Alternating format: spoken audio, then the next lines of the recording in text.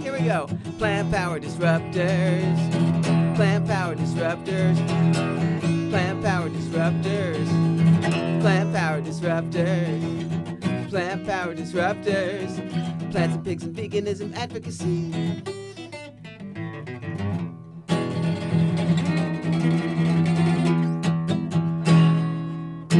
We are Plant Power Disruptors. I'm Philly Disruptor. I'm the Shitty Disruptors, and together we disrupt the fabric of reality to make this world a better place for all. And today we're welcoming KIIRSTIN on our show. So great to have you. Hello, thank you for having me. Hey, KIIRSTIN, I was trying to figure out how to pronounce it because I see you have an extra I in your name. Yeah. Yes. Is it thank you KIIRSTIN? to my parents. Yeah, a KIIRSTIN, yes. Yeah, it's funny to me when people say Kristen because I'm like, there's two I's. There's not even just one I. There's two I's in between that R. But yeah, apparently it's the Estonian spelling. It's not really, but that's what my Nice. parents like Yeah. to say. Okay, nice to know that you have some roots in the neighboring country where I'm from. But anyway, we usually start with the same question. How did you become vegan? How did you become an animal rights activist? So if you could just share your story very quickly, and then we can start from here. Very quickly. My story is actually kind of long, but it took me actually a long time, longer than I would like it for other people to go vegan. But I started when I left my parents' house at 18. I was like, I'm no longer eating, at the time I said beef, pork, and fast food. So cows, pigs, and fast food. So that was definitely like the first thing that I cut out because I had heard somewhere that, red meat and pigs are bad for you. So it was more health. It was more health, and I would even say when I went vegetarian, that was probably more for health as well, but I was given a PETA pamphlet at this like socialist meeting. This woman was walking around handing out these pamphlets from PETA, and they weren't really pushing veganism at the time. It was just kind of vegetarianism. And but from there, I learned about like the hormones that get put into the animals and the antibiotics. And I was like, well, I don't want to put that stuff into me. So my vegetarianism was also kind of still about health. And then I learned many years later about the horrors of the dairy industry. So I stopped consuming dairy and was like preaching about dairy while still consuming eggs. And then one day, and I was already an animal rights activist at that point. I started with NICLAS.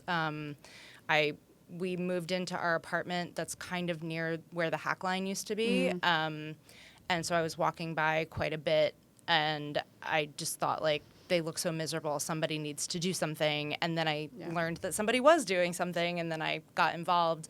And I was still vegetarian at the time when I got involved with NICLAS.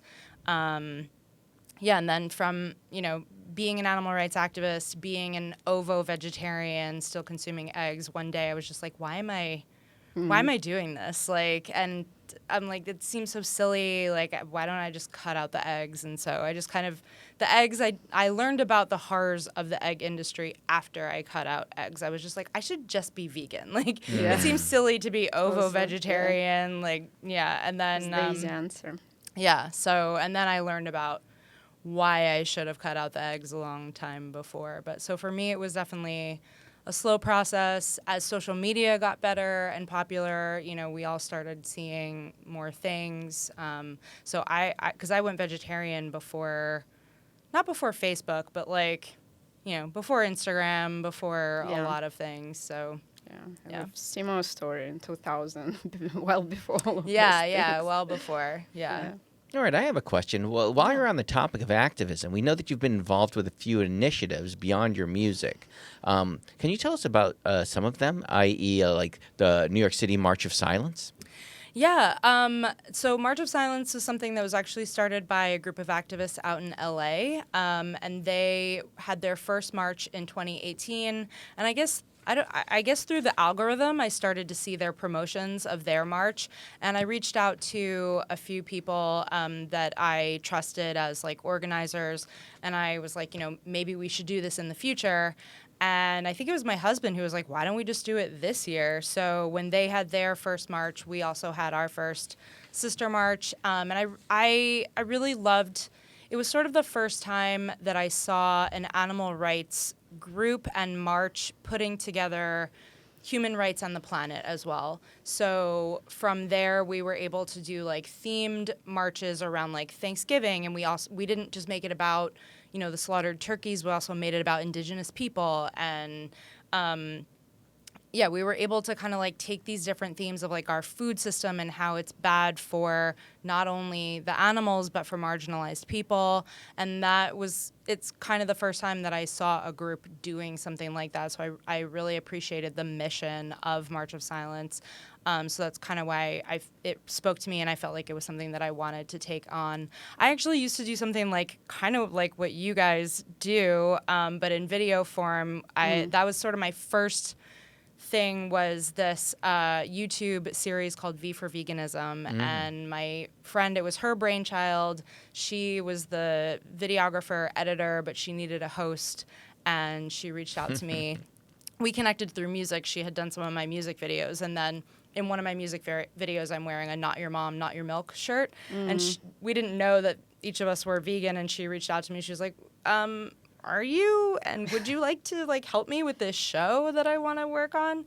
So we did that for a couple years, and she was actually one of my co-organizers of March of Silence as well when we started that. Now I'm more doing music and kind of following what other, you know, I'm showing up to other people's things, showing up to ADL. I also was an organizer of Kaporos for a couple years, and that took its toll. So I'm very glad to kind of just follow what other people are doing right now and just show up when I'm asked to show up rather than having to organize myself. Yeah, thank you for doing it. I can't even imagine myself to be there. It's so hard. Yeah, it's probably the most difficult, I would say in New York City, the most difficult action that activists do, for sure. Right on. Well, if I may go to better things, I mean, not better things, but to talk about, I would like to talk about the happier aspects, which is your music. Yes. But now your music, you wrote a bunch of songs focused on the experiences of farm animals and even slaughterhouse workers. Please tell us about them and what inspired them, and why you chose your topics. Yeah, I've always written music. As a solo artist, I wanted to write pop music that had a message, so that people might connect to the music of it, as it being pop music, but then hear the lyrics and, you know, kind of understand the message behind the song. I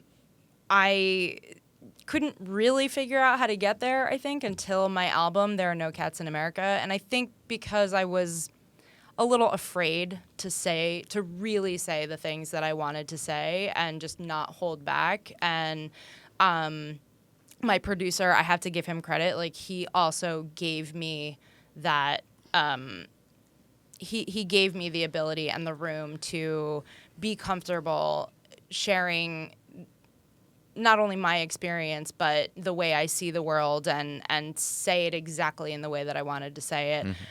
Whereas, you know, I've had other producers that were like, I'm the producer, so I have the final say on this. And he was like, you're the artist. It's really your thing, and you can do whatever you want.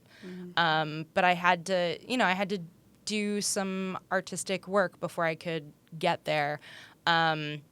But yeah, that album, I'm super proud of that album and everything that we were able to do and say. And the song about the slaughterhouse workers, I was because of what we had decided that there would be 13 songs for what I don't even know why we said that. But, so you had the number before. Yeah, we had the number before. It seems like a lucky number. Yeah.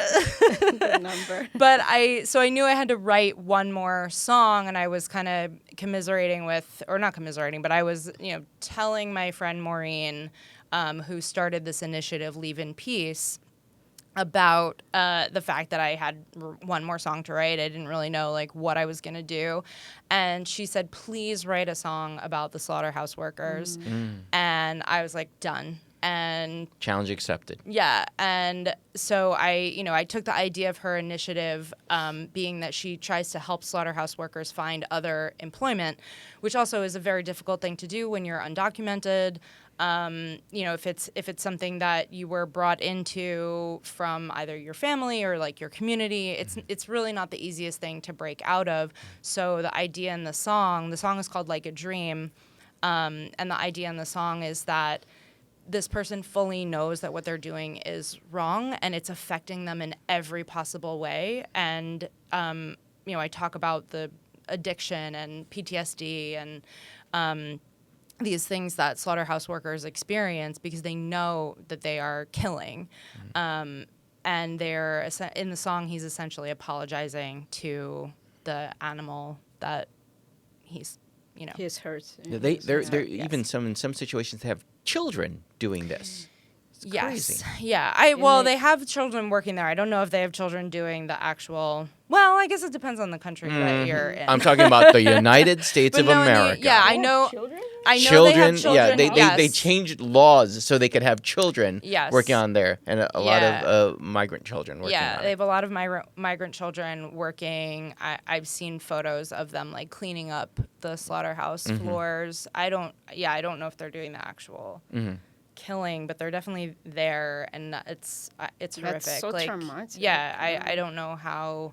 I mean, children working at all is it's wrong. terrible, and then putting them in a slaughterhouse, which is also a very dangerous place to be. Yeah. It's unbelievable. I remember they said once at the height of the pandemic, they were taking bets though. The bosses were taking bets on who was going to get sick first. They were both betting on their workers. Yeah. But they also, a lot of the people working in these humongous factories, they don't get bathroom breaks. Like, they go in there with diapers because they just have to constantly be working all day. It's a horrific practice for everyone involved, except for the people at the top making that money off of it. Yeah. So on this topic, you also cover some social justice, feminism, and other issues, like talking about everything being for profit in this country and in the world, unfortunately. So can you talk a little bit about the importance of those topics for you as well, and why you decided to cover it in your album? Yeah, I mean, I think too, there are vegan songs, there are feminist songs on the album. There are songs, The American Dream, which is just about our horrific history in this country and the way that we kind of tricked immigrants into coming here to be a part of our labor force, and then the way we treat them. But so I think it is a cohesive album, as much as there are different themes in each song. Like, it is very cohesive. It is all sort of on the same kind of topic of social justice, and I believe that all of these issues are interconnected, and that all oppression is connected. So it's important to me as a vegan to talk about these other issues as well, to bring in the people who care about those issues, to be like, look, okay, if you care about this, so do I. And then there's also this other thing that you should care about as well. But I think it makes sense for us to be talking about all the issues and connecting them because they are connected. You will never solve one problem by not looking at all of the problems. Totally. Yeah. What do they say? If we're not free, we're all not free? Yeah, all oppression has the same roots. None are free until all are free. Yes. Yeah. Well, I specifically want to talk about one track. So you have Working Class Hero cover on your album, and this is the song by John Lennon, and this is one of my heroes specifically. So was he a big influence for you growing up or in your music career? Yes and no. The Beatles were a huge influence for me. Nice. And our show is very pro Beatles. It's actually, I think, the third episode when we talk about John Lennon. Oh, yeah. Like almost an each of them. And our first episode, too. I think when I had my Beatles obsession, I was like 12, 13. And so I missed the John Lennon progressive, forward-thinking, really like a voice of not just a generation, but like a people, you know, like he was saying things that at that time nobody was saying, but were so dead on and true. Oh yeah. But musically, like definitely influenced by the Beatles when they were still the Beatles, when it was, you know, the four of them. Sgt. Pepper's was one of my favorite albums growing up. I used to listen to A Day in the Life like over and over. Yeah. And my dad had the, actually I think it was my mom's. I shouldn't say it was my dad. My mom had that album on record, on vinyl, and I would just like, you know, play it and then move the needle Oh, yeah. back and play it again and move the My needle that's back. my childhood exactly. Yeah. And I remember like before I would go out to the bus stop, I would listen to the song before going to school. When you would wake up and get over to the Yeah. bus. Yeah. Like I got like Oh, 5 actually, I minutes. had All the right. songs as Yeah. my alarm clock. Yeah. Ah. But yeah, I would say musically influenced more by the Beatles than John Lennon himself. But now in a time when I am trying to speak more on social justice issues, he is certainly more of a influence now. Oh sure, power to the power to the people, and also yeah. woman is the Yes, the world. I mean yes, that is yep. like he was just like I'm sure when that first came out, people were just like what? Yeah. If they even did a cover it now, people would be like what? Oh, I don't think. Yeah, I don't. I don't know think that anybody you could do a that cover of now. it. I don't No. think you could do that now. Yeah. But John just did not Yes, care. efficient. Yeah. He was loved by everybody, so he could do it. Well, it's funny because I remember hearing about when he said, we're bigger than Jesus, Oh, and yeah. people like lost their And here in the U.S., minds. people were burning. yeah, they were his burning his records. records. Yeah, But it you know was what? like- They were buying a whole bunch of those records to burn those records. That's the intelligence of yeah, pretty right, much. the right. Yeah. They're really smart. Yeah, and the thing like. People don't understand nuance, and like when he was saying that, it wasn't like an ego trip. Like he was speaking on the way that people treat them. Yeah. And it was more of an observation than Yeah. I think I'm better than He would Jesus. also literally talk about like Hitler and say like this is like we have that, we're wielding that kind of dangerous power. Right. He right, would say right, that right. to the band like Yeah. guys. And that's what he meant, and that's what he was talking about. But people take things super literally, and the religious right. I mean, like that the Klan wanted to blow up their things because the Beatles were against segregation in their concerts. Yeah, so they would have a rider which would like basically request people to be integrated yeah. Yep. for the audience, like in the southern states. They were not which having was any of that. very big at the time. Yeah. But he also was so influential in terms of. So there was this story about John Sinclair who was in prison. Oh, yeah. And he was like, he wrote the song and he was leading protests and he was actually released. So he had this enormous influence. And I was actually amazed, like back in the 70s, he would be on those TV shows talking to the politician. He wasn't even a citizen, right? Of this Right, country. right, right, He right. was He was a trying, though. He was musician trying to make on it the happen. panel with the politicians discussing Yeah. some social, like, political issues of the United States. So it's not surprising that he was actually, like, there was the whole deportation case. And He was able to use his power, though. He's able to use his Yeah. celebrity to do that, to make things happen. Yeah.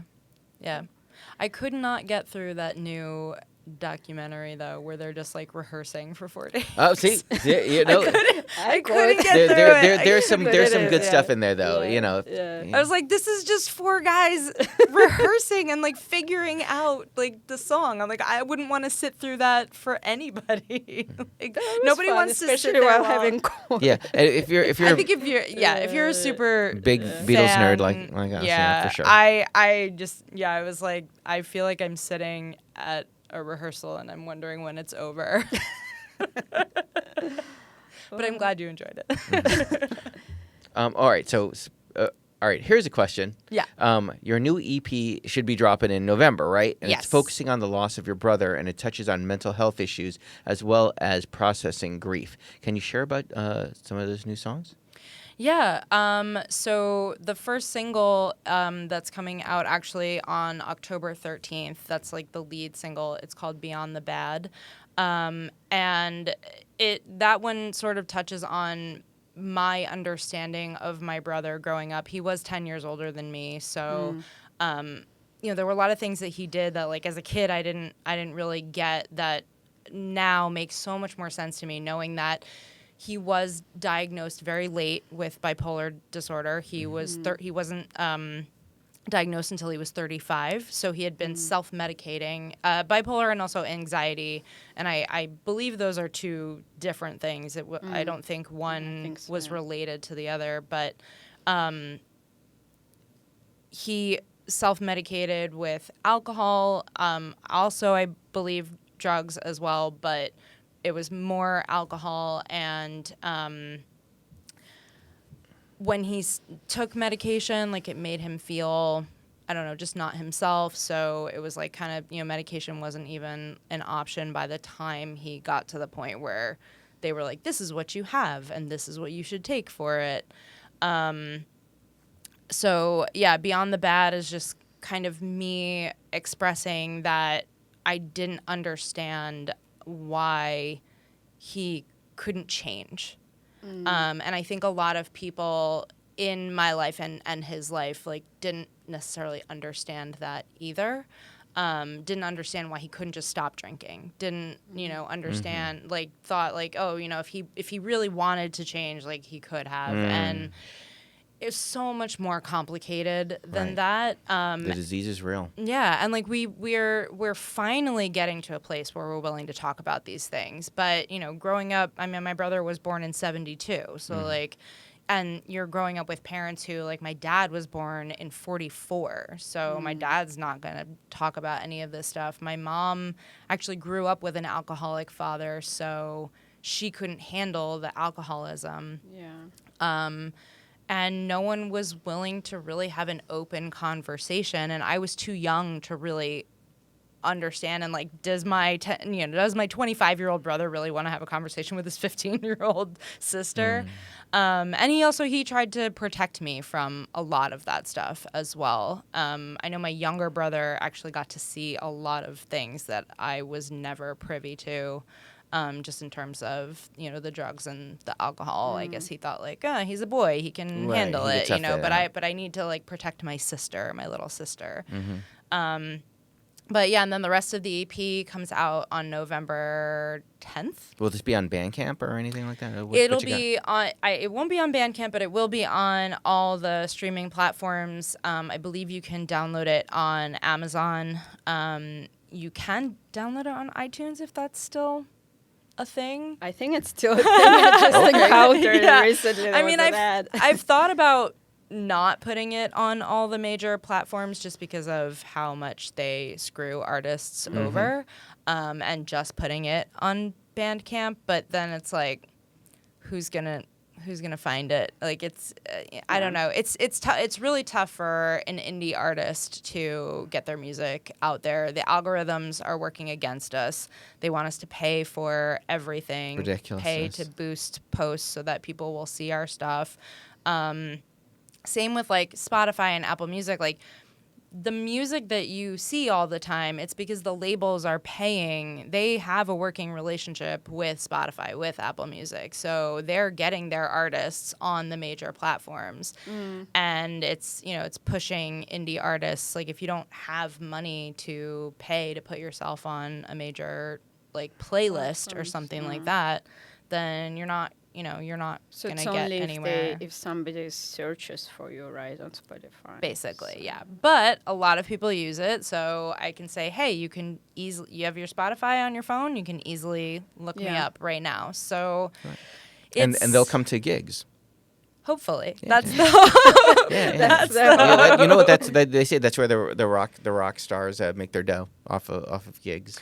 Yes, yeah. I mean, again, like, not me and my friends. No. The indie music scene is, it took a big hit, obviously during the pandemic, but post-pandemic, it's been really hard coming back. Like a lot of these venues are struggling. A lot of them are closing. It's really hard to pay the artists because they can barely pay to stay open. So yeah, it's a rough scene out there in the indie New York City music how scene. do you manage to sustain then? I haven't been performing as much, unfortunately. I love performing. It's one of my favorite things. I've been performing since I was a kid. In whatever medium it's been, I love performing on stage. So it does make me sad to not perform, but it's become really difficult to make it work. You're shelling out a lot of money to play a show to probably not make any money. So because you have to invest in it. yeah. So music is a hobby, right? At this point, yes. Actually, a few years ago, is a very sad day. My aunt she was our accountant, and she had told us that I couldn't write off the music stuff anymore because I wasn't making enough money to justify my write-offs. But I do make money in the world of acting, so I tried to convince her, like, KIIRSTIN MARILYN is the entity, and all of these artistic endeavors, funnel into KIIRSTIN MARILYN. So, okay, the music might not be making me money, but I'm making money on this side, and it all belongs to the KIIRSTIN MARILYN umbrella. So... Right. That's like when you see like a Keanu Reeves and he has Dog Star, and like the guys from Dog Star is like, lots of people come to the gigs because they want to see him. Right, because they want to see Keanu. But exactly. they're buying records, they're doing the things. Right. And it's just like there's other like what is it? Various different actresses and actors are also have music careers going on there too, trying to make their things going on. Yeah. So that's sort of where I'm at, trying to do all the things. My first love is certainly the music. Mm-hmm. But that's because that's my creative baby. When I'm acting, I'm doing somebody else's.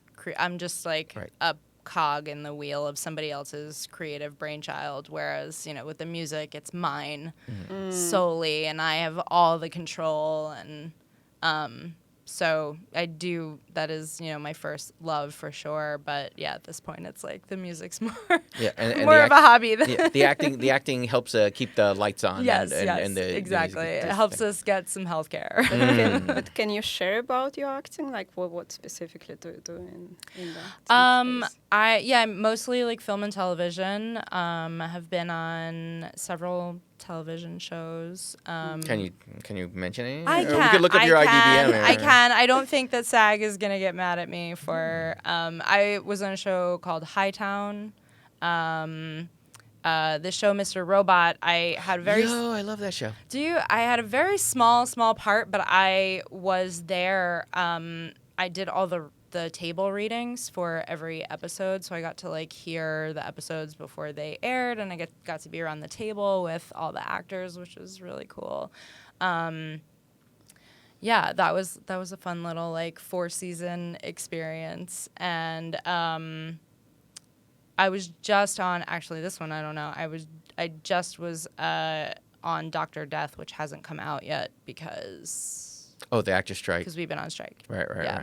Well, here's hoping it clears up so you can get there. I know. Yeah, and like the world of commercial, we're not on strike with the commercial producers, but I'm not in that world. So commercial casting, they have no idea who I am. So it's it'd be cool to get a commercial while we're on strike with film and TV, but nobody knows me. So I'm like, that's... So with commercials, it's who you know? Or is it it's all, who knows you? It's all who knows you and who you know, for sure. So, I know a few, just through being in the world, I know a few casting directors, or they know me, fairly well. And most of my jobs have actually come through this one casting company. But yeah, so they don't do commercials. Well, I'll make sure they don't do commercials. I'll make sure to put your name underneath you real clear so people could look up your name and invite you. And if there's casting people, say, Hey. This is now. Do we call you an actor, or do we call you? Can we call you an actress? I don't know the genderism for. I tend to say actor. I'm thinking actor all the way yeah, across now. a few years ago, we it was sort of collectively decided, I guess, that actress was going to be. I mean, people still use it, but It's like with remember when people were saying stewardess, and now it's just flight attendant all the way across. exactly, yeah. So we've definitely. So what's wrong with actress? Like, It's too gender. It's like sticking with the gender binary. Like we just drop it, Yeah, and let it go. we don't need to distinguish between like male and female. It's just Yeah. everyone's an actor. And when I promote myself, then I I have a say- question. Why do we stick to the male version versus? I don't. Ah. That is a good question. Yeah, I would say the patriarchy. I always have questions pa- about the patriarchy and male patriarchy. dominance The in this world, for patriarchy. sure.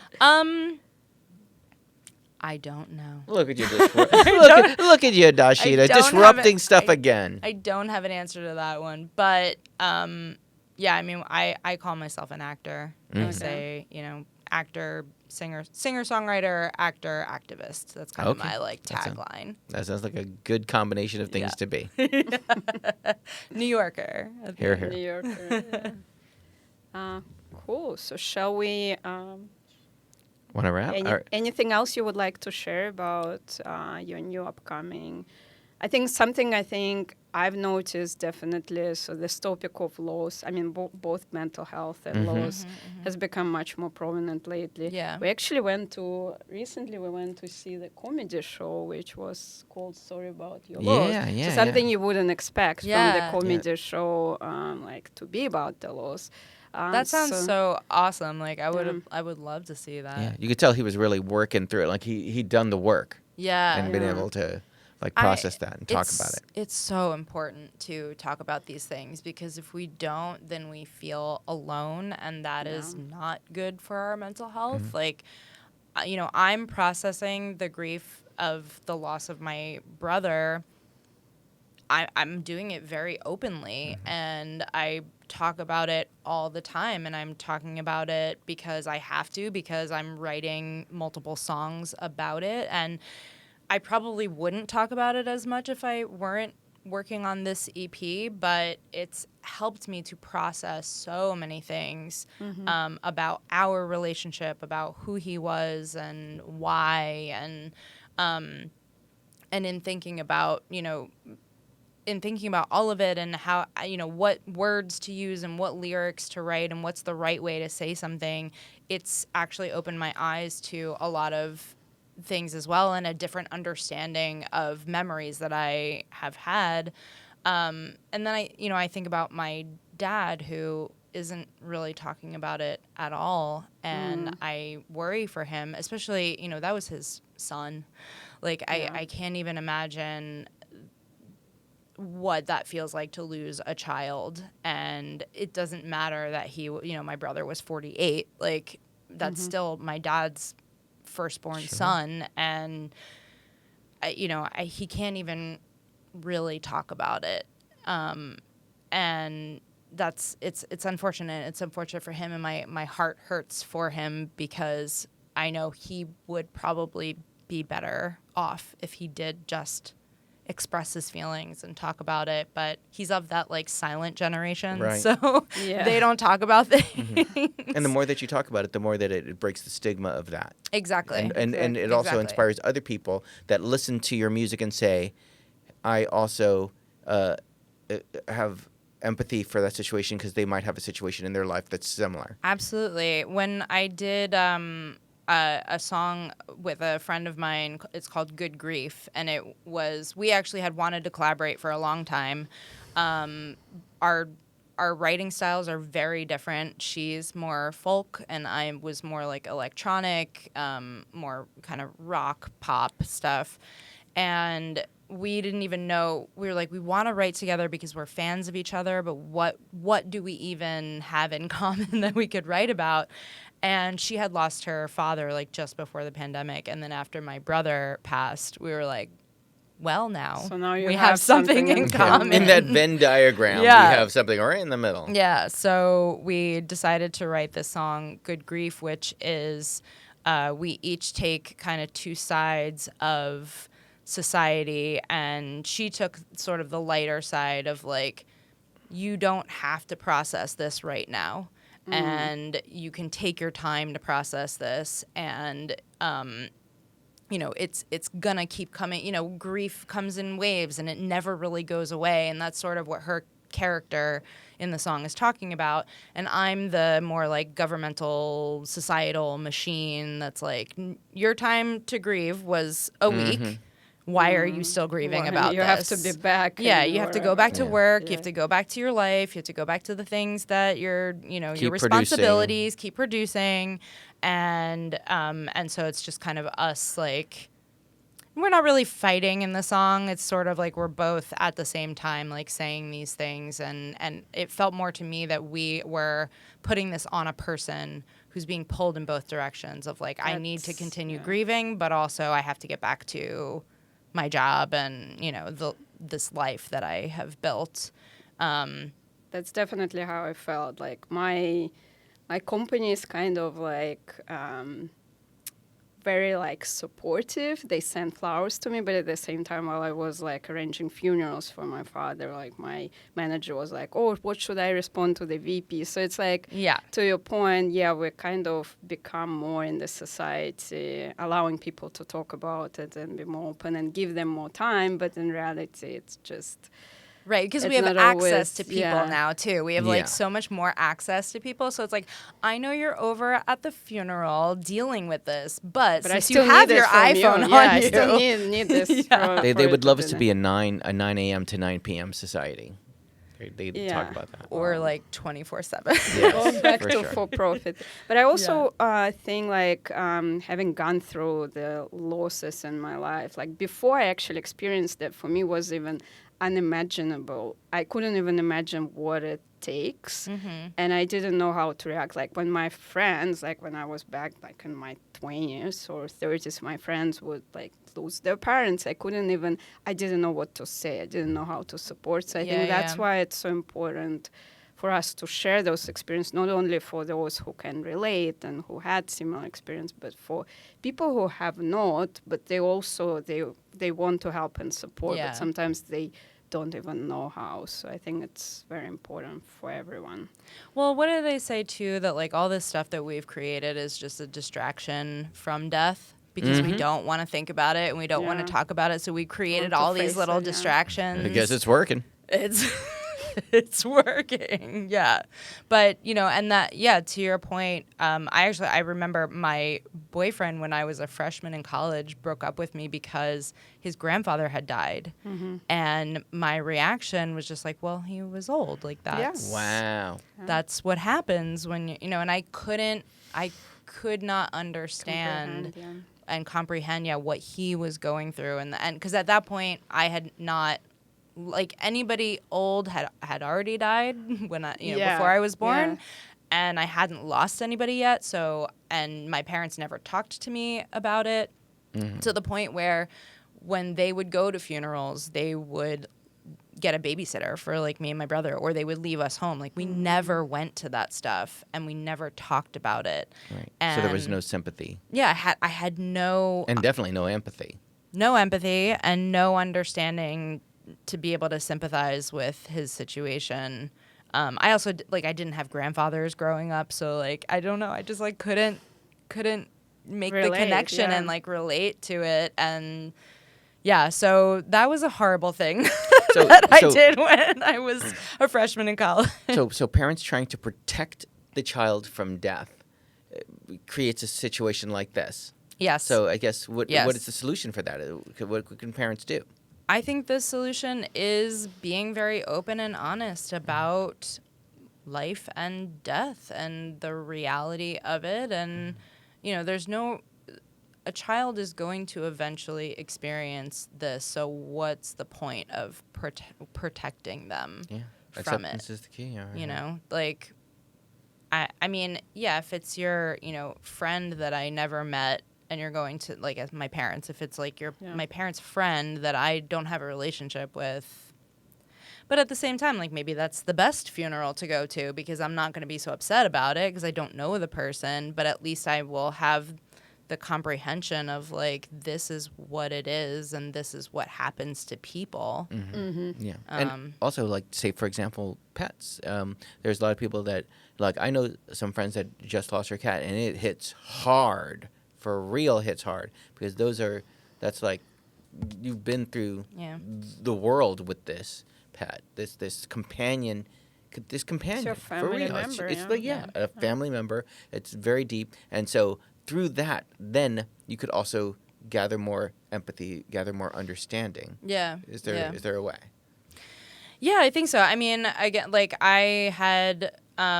we had a dog growing up who didn't pass until I was out of the house. So I didn't like fully experience that loss either. I had a guinea pig as well who, again, like didn't pass until I went off to college. So my first experience of the loss of a companion animal was my cat Rico in 2018, and that was devastating. And actually, unfortunately, we are going through that with our cat right now. He's actually in the hospital in this Oh, I'm so in this sorry. current moment. Thank you. But yeah, I think, my husband is kind of having a really tough time with it. And he was talking to his mom, and his mom said, I'm sorry that I never allowed you to have she said pet, but, a companion animal growing up, because maybe you would have been able to process this easier because you already would have been through it. I don't know that it would be any easier. Relationships are way different. Like, Yeah. when it's that one-on-one. I mean, because believe me, some cats have saved my life, and I will. Yeah, I still feel weepy to this day. I remember your story, and I mean, my husband said today, like, what's life without him?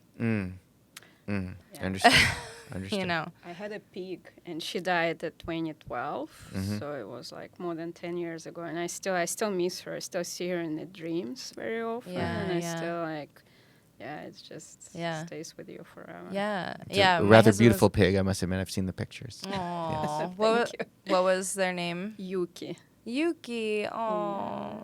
It's actually Japanese for snow. I was like, she was black, and I got her in January when there is a lot of snow in Moscow, where I'm from, and I decided, why don't I call you? And she's a Vietnamese potbelly pig. I didn't know any Vietnamese words, but I know Japanese words. Gotcha. Decided, it was close enough. Wow, I didn't mean it to bring everything. Yeah. So sad. Well, it's funny. So, Animal Defense League, they had a fundraising event. Or it wasn't really them. It was David Milanowski. I think I might be saying his last name wrong. He had a piano concert where a bunch of us performed. Sunday, I think. On Sunday, and it was a great event where we're all coming together to perform art and put our artistic endeavors out into the world, but for the animals, and like it should be this sort of great, beautiful thing, and it was, but it also was really sad. Yeah. Like we're all there for this purpose of saving those who don't have a voice in our society. And that's a really difficult thing that we all deal with. So it was like, I had reposted a video, and I was like, I can't say that it was fun. It was a really great event, and I was glad to be there. There was catharsis going on in there. Yes, it was cathartic for sure. I did a lot of crying. But beautiful tears, beautiful, happy, emotional tears. Yeah. Sad but emotional. Yeah. All right. Well, it was so nice to have Yes. you. Yeah, thank you so much. Yeah, thank you for having me. And I'm curious, is there any place that we could, if you have a social media, what you got going on? Yeah, there? Instagram. Instagram's definitely my main platform. It's just KIIRSTIN MARILYN, my name, so at KIIRSTIN MARILYN with that Estonian spelling, KIIRSTIN, and then Marilyn, like Marilyn Monroe. But I am on sometimes I do TikTok. I don't know. For the Ute. Sometimes, I don't know, my nieces say that somehow, like, they're not on TikTok, but they say that somehow they see my videos. I think, I think their friend might be on TikTok. I don't know. So they, like, find my stuff. But I don't know. TikTok's weird. It can get really, really nasty over there. And I don't know if it's bots or just, like, really bored teenagers, but they can get you're really both right. mean. Yeah. They can be, like, really mean over on TikTok. And I'm like, I don't. You mean with I the don't know. With comments. Yeah, that's why I like Insta better because I like Instagram. Yeah, Instagram's definitely my main platform. You can find me on all the things. I've actually, because I have a release coming up, I've been trying to update my Facebook because I know I have fans on Facebook as well. So I've been like, I should probably let people on Facebook know what's going on as well. But if you want to contact me, the fastest way would be Instagram for sure. And Facebook doesn't make messaging easy either. I don't know. So make sure to like her and subscribe to her. And also, other cool stuff is support her in her films. And don't forget the new EP coming. Yes, new EP, Christopher. I don't know if I mentioned the name of the new EP, but it is called Christopher. With a C or a K? A K. It is my brother's name. It's KRISTOFFER. Oh, he got the two Fs as opposed to two I's. You got the two I's, he got the two Fs. I gotcha. I see what's going on there. Yes. Yeah. So let's look for it. Thank you so much. Thank you. Thank you so much. Thank you. Thank you for coming. All right. Plant power disruptors interrupt the fabric of reality, challenging the status quo so you can see. Speaking up for animals by disrupting. Plant power disruptors, plants and pigs and veganism advocacy.